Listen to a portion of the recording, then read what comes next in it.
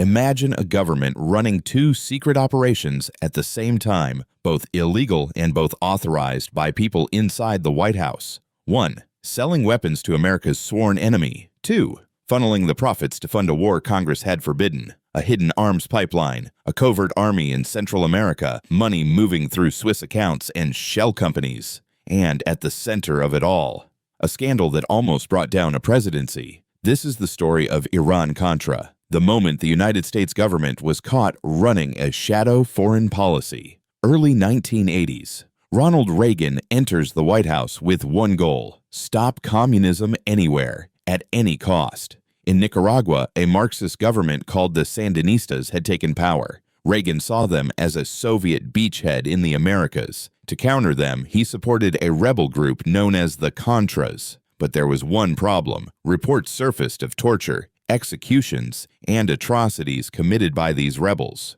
Congress stepped in and passed the Boland Amendment, making it illegal for the U.S. government to fund the Contras war. Officially, the White House stopped. Unofficially, it had just begun. At the same time, on the other side of the world, Americans were being held hostage in Lebanon. U.S. law forbade selling weapons to Iran, which supported the hostage takers. But inside the West Wing, a new plan emerged. Sell weapons to Iran. Use the Iranians to pressure the hostage takers. Then use the profits to secretly fund the Contras. It was a moral, legal, and geopolitical tangle. But to its architects, it was genius. Missiles were shipped. Hostages were released. Slowly, strategically. Money moved through Swiss banks. Everything was off the books.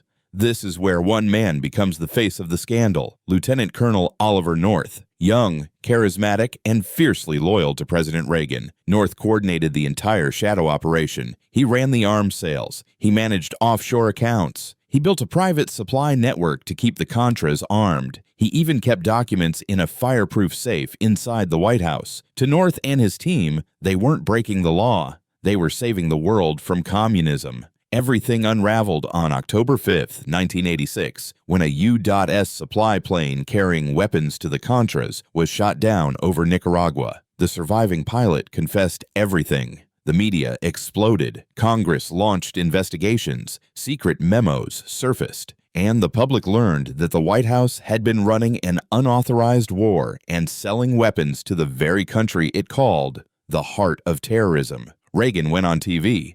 "I was not fully informed," he said. Few believed him. The Iran-Contra affair exposed a terrifying truth: that a small group inside the U.S. government had built a shadow foreign policy, funded by secret deals and hidden money. A scandal that shook the nation and nearly took down a presidency.